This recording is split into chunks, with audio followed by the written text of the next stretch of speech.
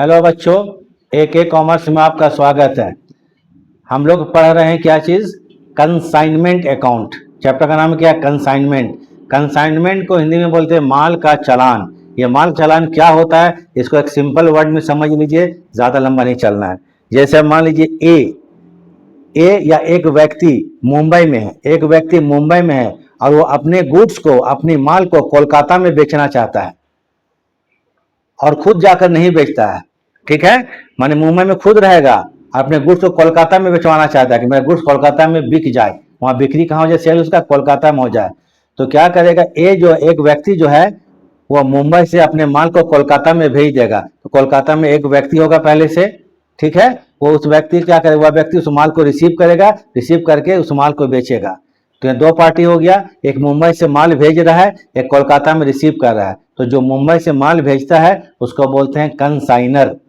ठीक है, जो माल को भेजने वाला है बिक्री के लिए वो क्या कहलाएगा? कंसाइनर। चूंकि माल को चालान कर दिया मुंबई से कोलकाता को, और कोलकाता में जो गुड्स को रिसीव करेगा वो कहलाएगा कंसाइनी। तो कंसाइनमेंट में दो पार्टी होगा, एक कंसाइनर होगा और एक कंसाइनी होगा, याद रखिएगा। ठीक है, कंसाइनी जो होता है इसको प्रिंसिपल भी बोलते हैं। मतलब क्या होता है? यह माल का मालिक होता है। और ये जो होता है कंसाइनी, ये क्या होता है? इसको एजेंट बोलते हैं। इसका काम क्या है? माल को रिसीव करना और रिसीव करके माल को बेचना, और बेच के जो पैसा होता है वो कंसाइनर को भेज देना, और कुछ नहीं इस चैप्टर में। अब इसमें दोनों बुक में ट्रांजैक्शन, दोनों के साथ जो ट्रांजैक्शन होता है उसका क्या क्या जर्नल होगा, कैसे कैसे लेजर बनाएंगे, तो आगे हम लोग देखेंगे इसको। आज हम जो है फोकस है वो कंसाइनर, कंसाइनर के यहाँ क्या क्या जर्नल होगा उसको बताएंगे। क्योंकि अगर बेसिक नहीं जानिएगा तो आगे का क्वेश्चन बनेगा ही नहीं। तो कंसाइनर बुक में क्या क्या जर्नल होता है और कैसे कैसे होता है इसको आज जान लीजिए। ठीक है, तो हम लोग शुरू करते चलिए। और वीडियो ठीक लगेगा तो लाइक एंड सब्सक्राइब कर देंगे। वीडियो ठीक लगेगा तो लाइक सब्सक्राइब कर देंगे। तो देखिए चैप्टर का तो नाम क्या है?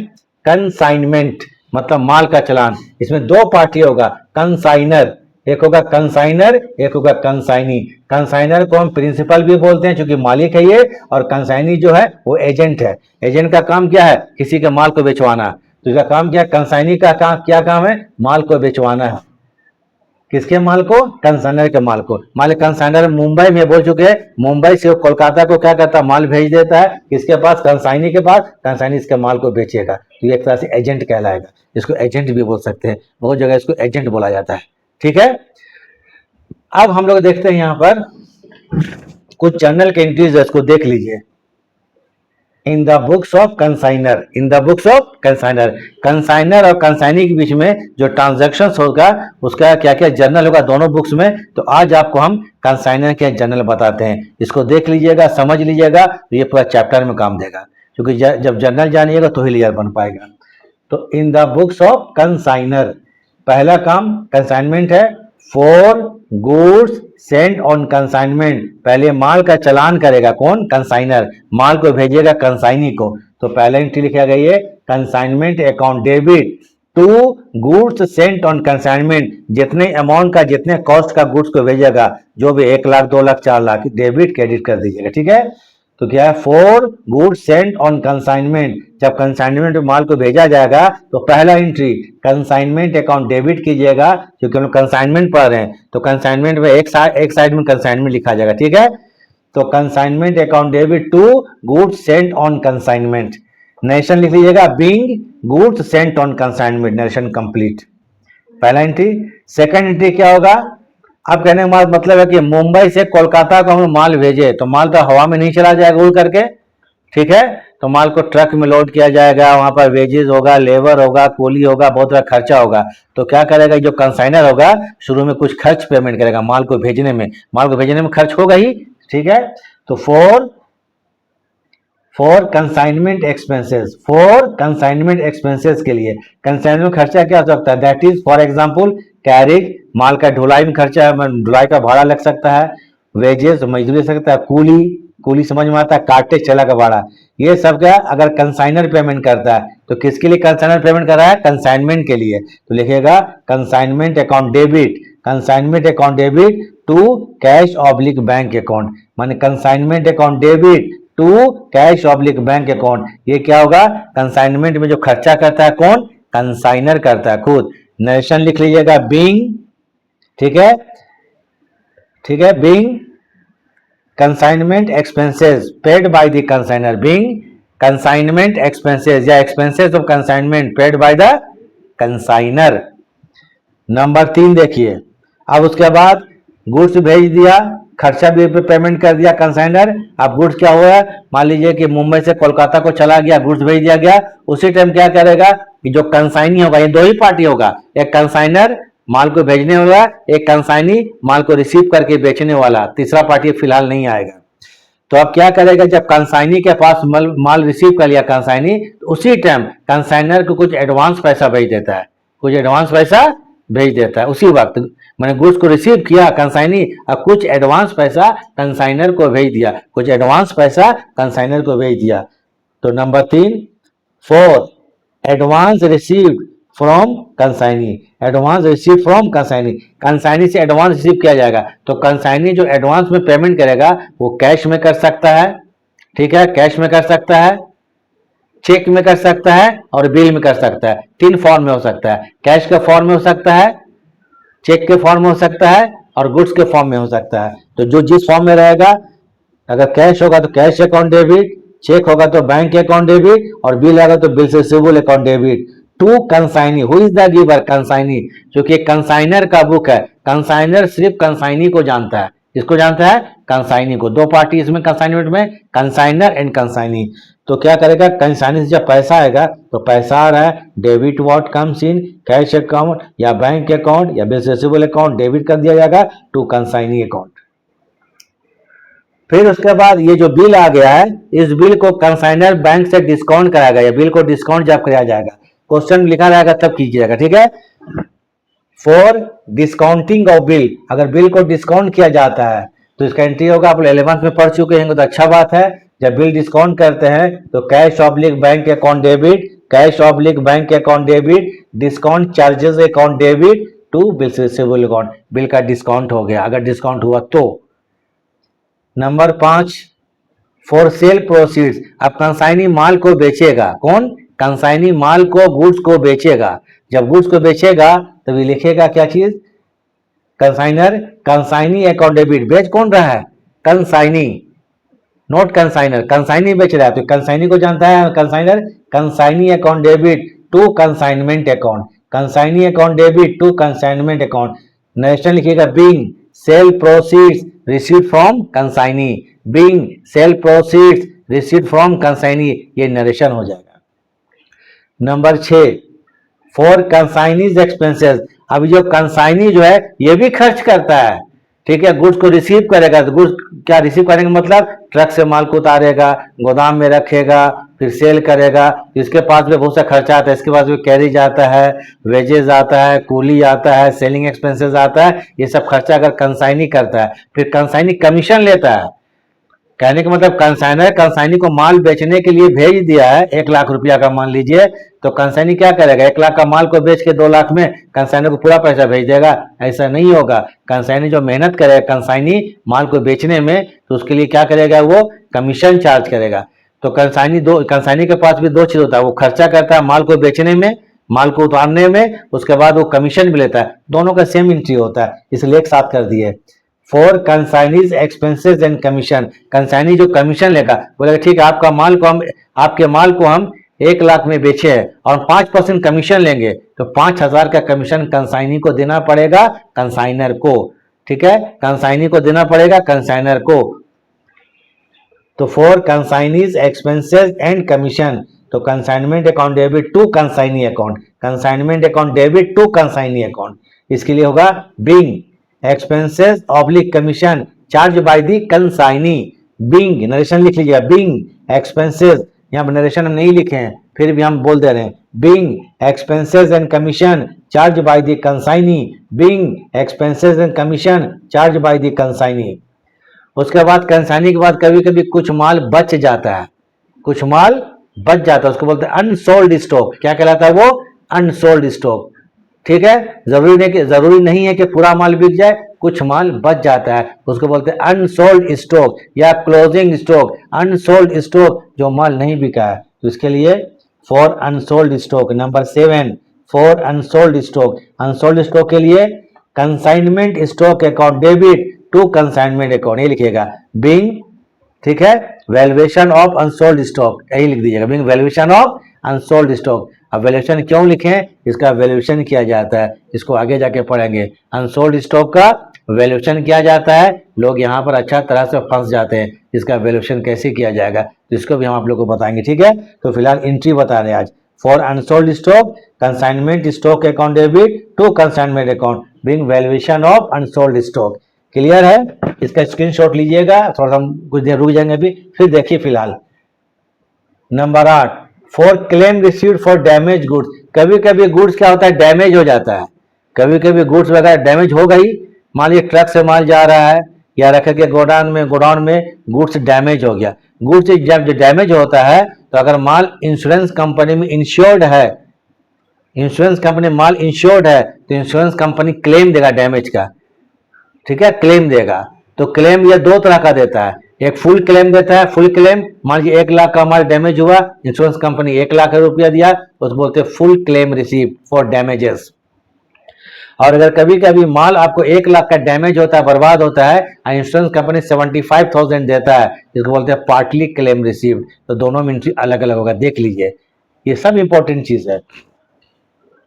For claim received from damage goods, for claim received for damage goods in full, in full मतलब पूरा क्लेम मिलता है, इन फुल क्लेम, फुल मिलेगा तो cash oblique bank account debit to consignment account being claim for damages, claim for damages received in full, received in full being claim for damages received for full. पूरा claim अगर आता है तो लिखिए cash oblique bank account debit to consignment account, पूरा claim मिल जाएगा आपको अगर बर्बाद माल का, तो cash oblique bank account debit to consignment account. किसके बुक में एंट्री कर रहे हैं, याद रखिए थोड़ा दिमाग में, कंसाइनर के बुक में। Number 9, for claim received for damage goods, फिर बोलते फिर claim received in partly, partly मतलब बोल चुके 1 लाख रुपए का क्लेम किया गया है, दावा किया गया है कंपनी में और इंश्योरेंस कंपनी में, और इंश्योरेंस कंपनी देता है 75,000, तो बोलते हैं पार्शियली या पार्टली। तो लिखेंगे cash oblique bank account debit, मान लीजिए 1 लाख का क्लेम करते हैं और 75,000 का क्लेम मिलता है, तो यहाँ पर cash oblique bank account debit 75,000, 25,000 नहीं मिला तो उसके लिए करेंगे profit and loss account debit 75,000 to consignment account 1 lakh रुपया। क्लियर है, मान लीजिए 1 लाख का क्लेम है, 75,000 रिसीव कर रहे हैं, तो cash oblique bank account debit 75,000, profit and loss account debit 25,000 to consignment account 1 lakh रुपया being partly claim receive, being partly claim receive for damages. ठीक है। Number 10, in case of profit on consignment, अगर consignment में profit होता है उसके बाद क्या करेंगे, इतना कुछ करने के बाद हम लोग कंसाइनमेंट अकाउंट का डेबिट साइड और कंसाइनमेंट अकाउंट के क्रेडिट साइड को ऐड करेंगे, कंसाइनमेंट अकाउंट के डेबिट साइड और कंसाइनमेंट अकाउंट के क्रेडिट साइड को ऐड करेंगे। अगर कंसाइनमेंट अकाउंट का क्रेडिट ज्यादा होता है तो प्रॉफिट माना जाएगा और डेबिट साइड ज्यादा होगा तो लॉस माना जाएगा। मान लीजिए कंसाइनमेंट अकाउंट के क्रेडिट साइड में 10,000 है और डेबिट साइड में 8,000 है तो 2,000 का प्रॉफिट हो गया। अगर कंसाइनमेंट अकाउंट के डेबिट साइड में 10,000 है और क्रेडिट साइड में 8,000 है तो 2,000 कंसाइनमेंट लॉस हो गया। तो दो कंडीशन आएगा, प्रॉफिट होगा या लॉस होगा। तो in case of profit on consignment, profit होगा तो consignment account debit to PL लिखिएगा, consignment account debit to profit and loss account, consignment account debit to profit and loss account. Clear है। तो चलिए इतना कुछ तो उतार लीजिए आप लोग, पूरा स्क्रीनशॉट ले लीजिए तुम अच्छा से। थोड़ा सा हम 1 मिनट के लिए रुक जाते हैं ताकि आप लोग अच्छा से इसको उतार लीजिए। 10 के बाद हम लोग और कुछ एंट्री बचा हुआ है उसको लिखते हैं। ठीक है, प्रॉफिट का एंट्री हो गया, प्रॉफिट है तो लॉस भी हो सकता है। तो चलिए इसको उतार लीजिए आगे।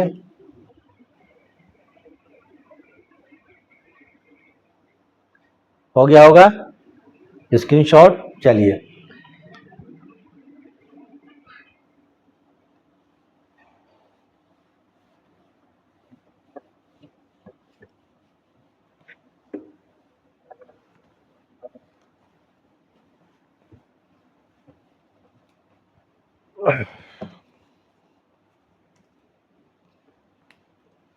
चलिए 10 हो गया, उसके बाद 11, in case of loss on consignment, इन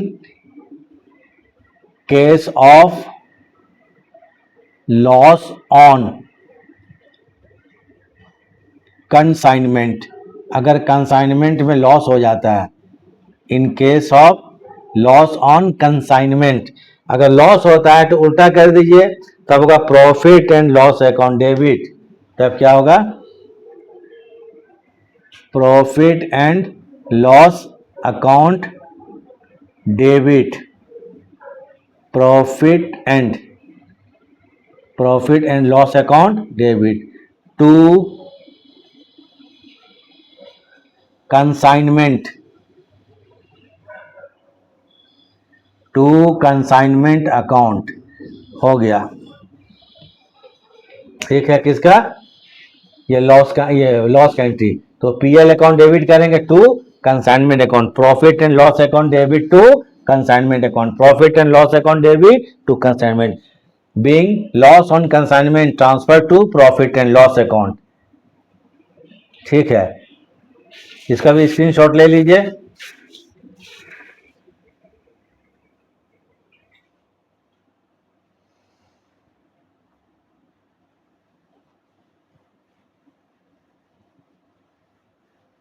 तो उसके बाद चलिए आते हैं कुछ और एंट्री जो करते हैं 10, 11, 11 के बाद 12 नंबर, 8, 9, 10, 11, 12।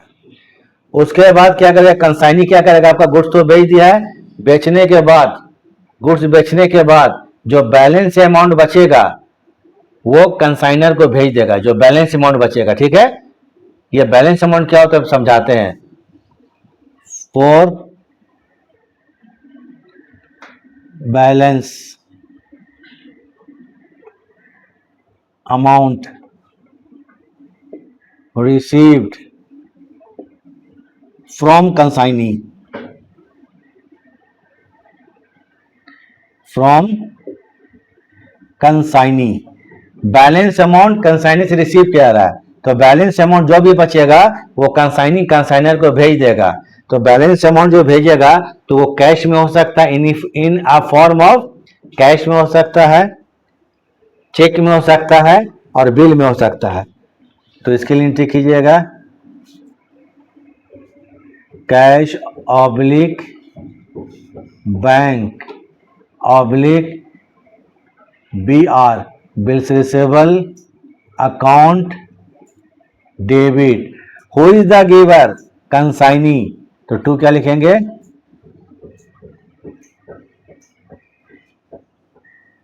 कंसाइनीज अकाउंट हो गया। अब उसके बाद एक चीज जो है आपको, ये बैलेंस अमाउंट क्या होता है समझ लीजिए। तो यह लिखते हैं कैलकुलेशन ऑफ बैलेंस अमाउंट।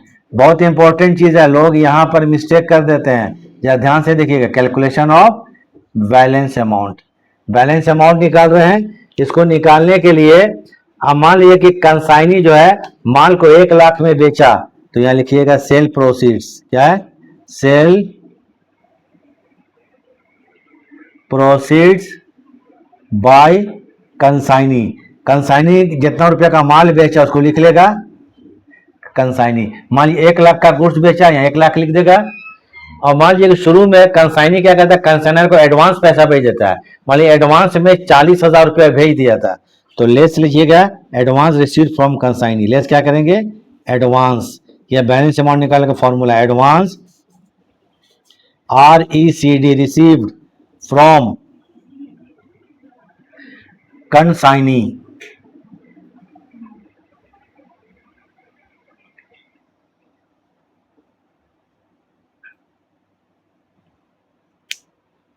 चलिए थोड़ा अच्छा लगेगा, इसको थोड़ा दूर कर देते थोड़ा ये होगा। ठीक है, लिखने में प्रॉब्लम हो रहा था ना। ये हो गया sale proceeds by consignee, 1 lakh रुपया एडवांस फ्रॉम कंसाइनी। कंसाइनी जितना एडवांस भेज चुका था उसको घटा दिए यहाँ पर। मान लीजिए कि 1 लाख का गुड्स बेचा, 1 लाख का गुड्स बेचा, ठीक है, 40,000 का एडवांस दिया था, तो 40,000 रुपया लेस कर देंगे। ठीक, लेस करने के बाद अब जो कंसाइनी जो का, कौन कंसाइनी? अपना खर्चा और अपना कमीशन उसको भी लेस करेगा। मान लीजिए कंसाइनी अपना कंसाइनी खर्चा करता है 5,000 रुपये का, कमीशन लेता है 5,000 रुपया का, तो 10,000 10,000 फिर लेस करेंगे यहाँ पर। अब जो बच गया 50,000 रुपया, कितना बच गया 50,000। 1,00,000 में 40 घटाए थे तो 60,000 बचा। 60,000 में कंसाइनी का कमीशन और एक्सपेंसेस मानिए 10,000 रुपया है, 10 लेस करेंगे 50 बचा, इसी को बोलेंगे बैलेंस अमाउंट, और उसको कहाँ लिखा जाएगा, यहाँ पर लिखा जाएगा। हो गया क्लियर? तो लेस करेंगे यहाँ पर expenses and COMM commission of किसका, कंसाइनी का, कंसाइनी।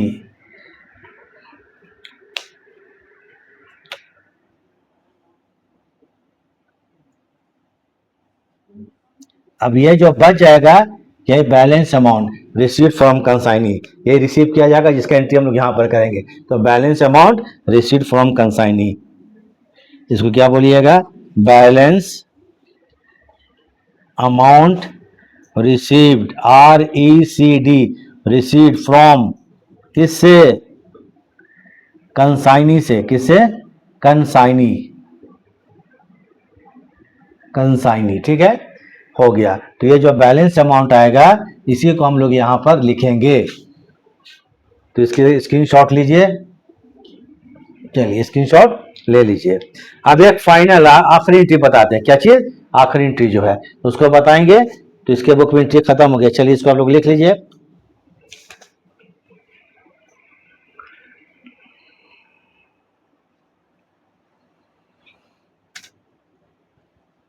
स्क्रीनशॉट ले लीजिए।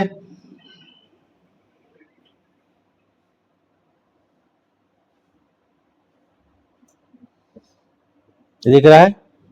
चलिए अब उसके बाद क्या करेंगे, finally last entry eight the and, eight the and मतलब अंत में, लास्ट में, नंबर 13 होगा। ठीक है, at the end balance of consign good sent on consignment transfer to trading account, balance of good sent on consignment transfer to trading account, balance of goods sent on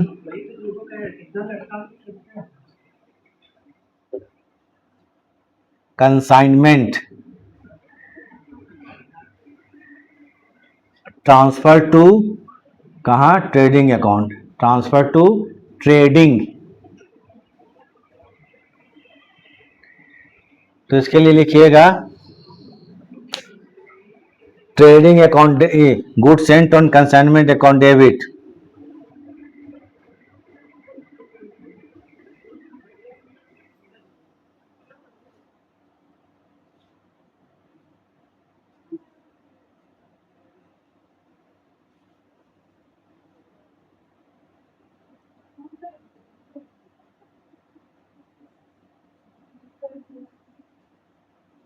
account debit to trading account. चलिए entry complete हो गया। अब कभी कभी question में इसको उतार लीजिए, तब तक इसकी सोच लीजिए। कभी कभी ठीक हो गया तो आपको एंट्री खत्म हो गया। अब बोलेगा क्वेश्चन में कि प्रिपेयर नेसेसरी अकाउंट किसकी यहाँ, in the books of consignor. तो कंसाइनर की यहाँ नेसेसरी अकाउंट क्या क्या बनता है उसको लिखवा देते हैं। ठीक है,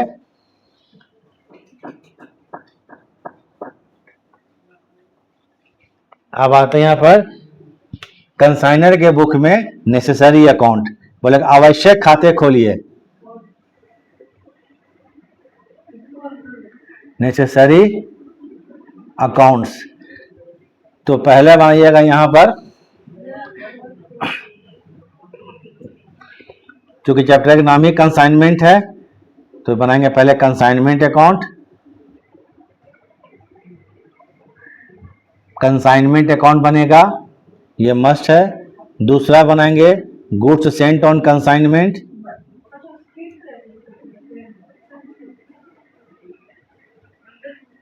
सेंट ऑन कंसाइनमेंट, और आखिरी में बनेगा कंसाइनी अकाउंट।